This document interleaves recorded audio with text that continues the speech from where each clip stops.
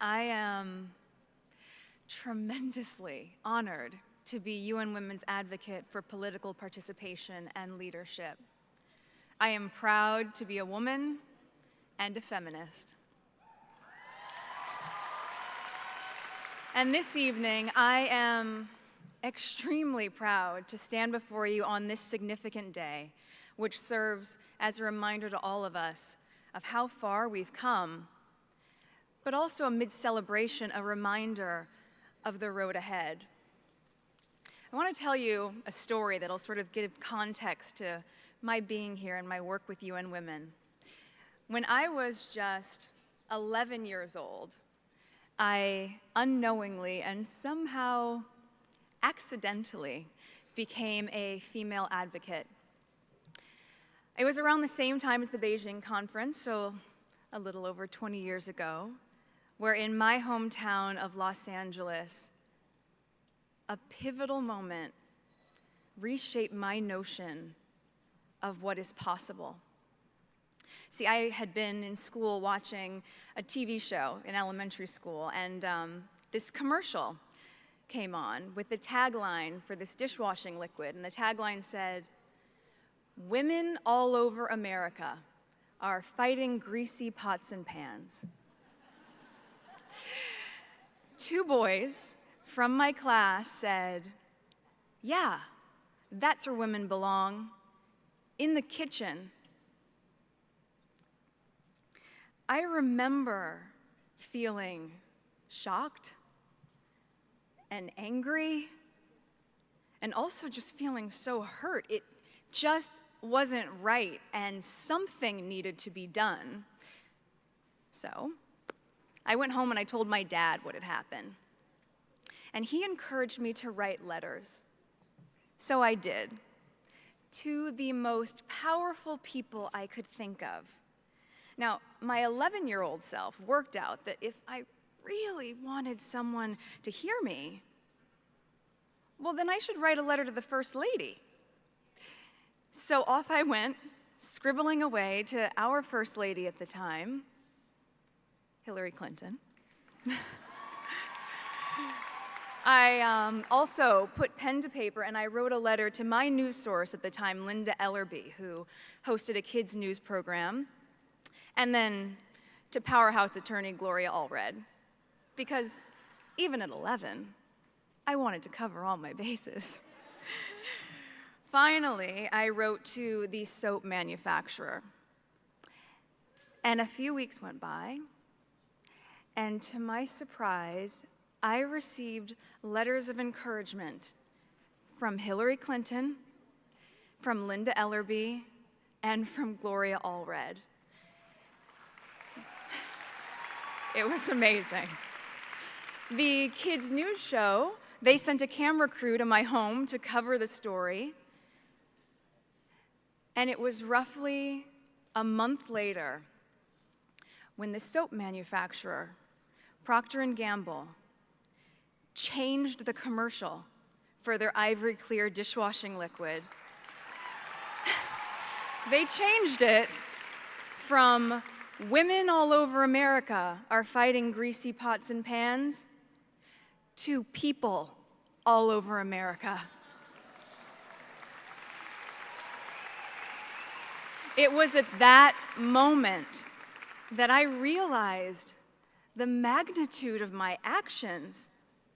At the age of 11, I had created my small level of impact by standing up for equality. Now, equality means that President Paul Kagame of Rwanda, whose country I recently visited as part of my learning mission with UN Women, it means that he is equal to the little girl at the Gihembe refugee camp who is dreaming about being president one day. Equality means that UN Secretary General Ban Ki-moon is equal to the young intern at the UN who is dreaming about shaking his hand. It means that a wife is equal to her husband, a sister to her brother. Not better, not worse. They are equal. UN Women, as you guys know, has defined the year 2030 as the expiration date for gender inequality. And here's what's staggering. The studies show that at the current rate, the elimination of gender inequality won't be possible until 2095. That's another 80 years from now. And when it comes to women's political participation and leadership, the percentage of female parliamentarians globally has only increased by 11% since 1995. 11% in 20 years? Come on. This has to change. Women make up more than half of the world's population and potential. So it is neither just nor practical for their voices, for our voices, to go unheard at the highest levels of decision-making. The way that we change that, in my opinion, is to mobilize girls and women to see their value as leaders and to support them in these efforts.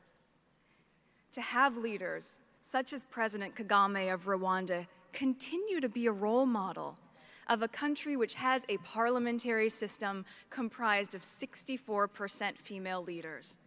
I mean, it's the highest of any government in the world, and it's unbelievable. We need more men like that, just as we need more men like my father, who championed my 11-year-old self to stand up for what is right. In doing this, we remind girls that their small voices are in fact not small at all, and that they can affect change.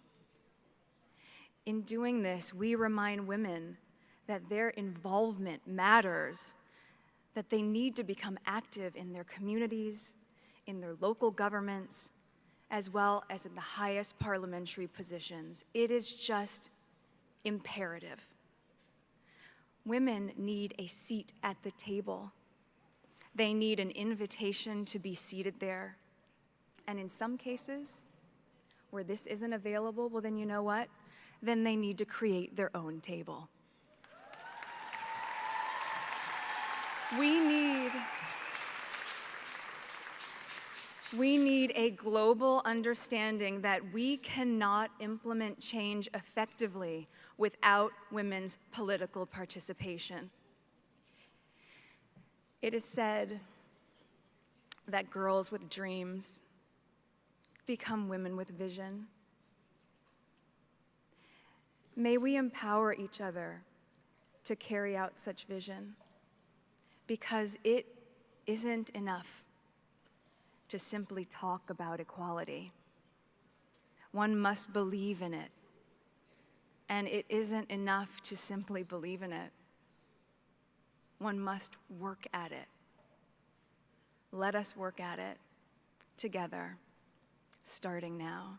Thank you so much.